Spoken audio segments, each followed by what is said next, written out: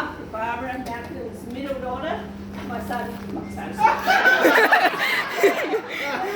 my brother, my little brother, Charles, my son, Cooper, Crystal, and Lorelei. Most of you probably know Lorelei. Just want to say thank you to you all for coming and celebrating with us today. I'm not going to talk for long because I'm going to burst into tears in a minute. So yeah, thanks for coming, and I know there's some other people who want to talk. Come up now, please, and take the floor. But thank you, everyone.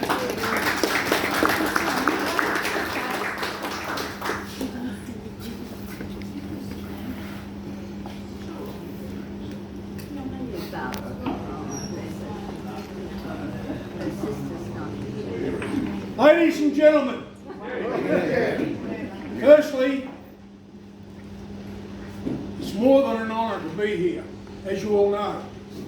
More than an honour. We walked the same earth, we trod the same steps, we rode the same kilometres.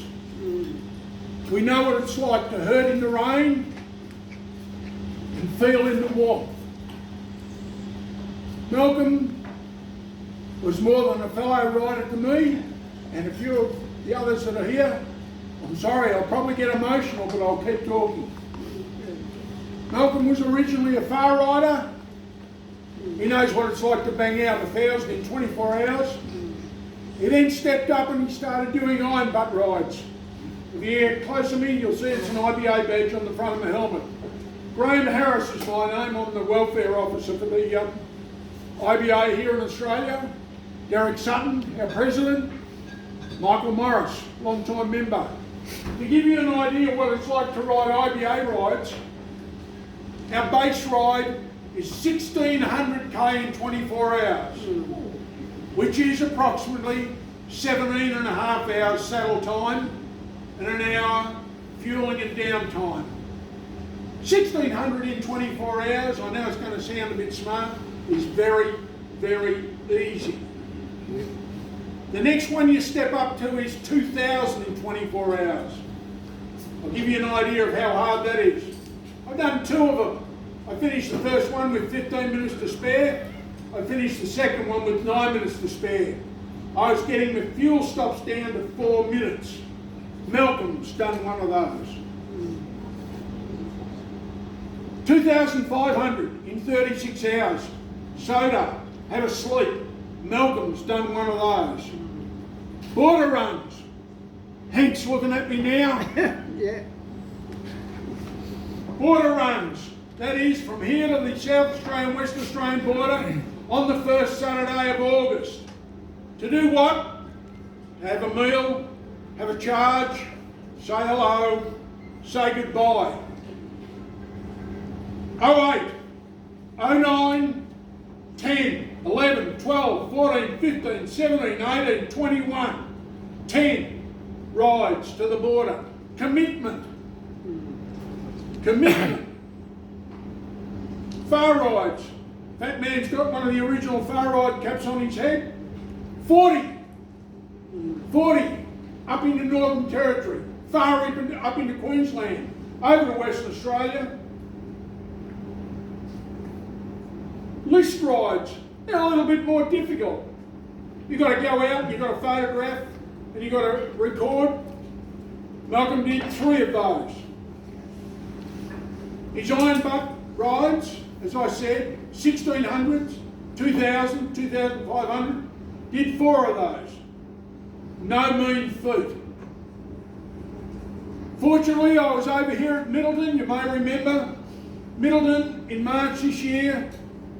Malcolm was born into a new long distance riding group, seeing that far riders finished. Southern Cross Distance Riders, based in Western Australia. I rang Malcolm about a fortnight prior. I said, I'll see you at Middleton Tavern on Saturday at 11 o'clock. Why? Because you've got a 1,000k ride to do. He was there. Commitment, love, respect, long distance riding. Some of you don't know a lot about it, but some of you do. We have 2 more members up the back there, Carl and Hagar. Give you an idea of what commitment is about long distance riding. Sorry, Taffy. I should have realised, of course. Man over here I call Fat Man. Love him with a passion. He and his wife Lynn have a think about this one. Round Australia in under 9 days on Highway 1. That's over 15,500 K in 9 days. Commitment. Derek Sutton. Big fella, isn't he? 600cc bike in America. Did the Iron Buck Rally. 11 days, 11,000 miles. Yes, he's a finisher. There's not many can say they are. What can we say about it? Malcolm, a gentleman, a lovely soul, a lot of respect. He told me a little story when I was telling him about the ride from Middleton Tavern. Oh, he said, I got a letter from the government. Oh shit, Malcolm, what was the letter about? They're going to take your licence away. Au contraire. He said, I had to turn up at the Goulburn police station. They wanted to check and see if I still knew how to ride a bike. I said, shit, you don't know how to ride a bike? I said, you took the small one or the big one? Cut it out, Hackle. I took the big one. The 1400, of course I would. Anyway, he met a gentleman on a motorbike in the car park. The gentleman explained to him, I'd like you to go out the entrance here, do a right turn, down to the roundabout, do a left turn, and then just wander around the area. I'll follow you. After a while I'll overtake you, you follow me. I said, how'd you go? Excuse me. I fucked up right at the start rail. I said, what do you mean? He said, I turned left out of the car park. I said, well, that was it, your licence was buggered. He said, no. He said, I retrieved it. I went up to the next roundabout, I came back down, I continued.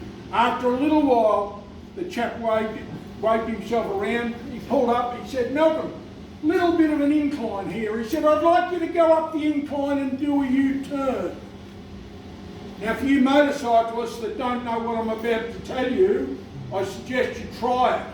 It is the best, the safest, and the most sensible way to do a U-turn on a hill. No, you don't go up and do a U-turn like that. You go up and you do a figure of 8. Why, you say?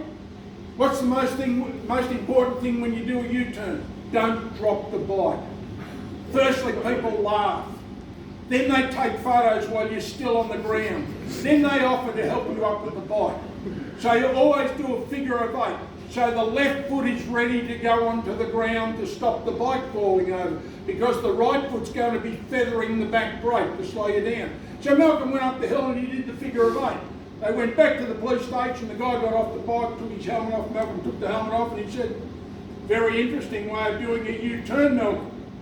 Only way to do it, young man. Sensible, practical, safe.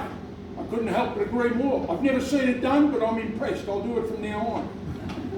Malcolm knew how to ride a bike. No one puts the Ks on a 1400 GTR Kawasaki that Malcolm put on it.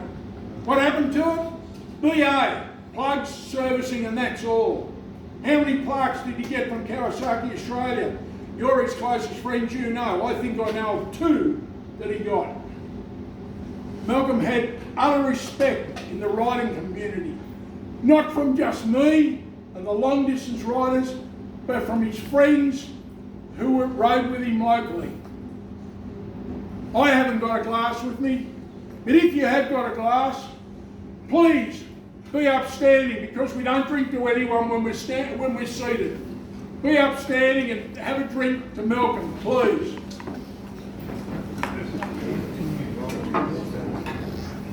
To Malcolm.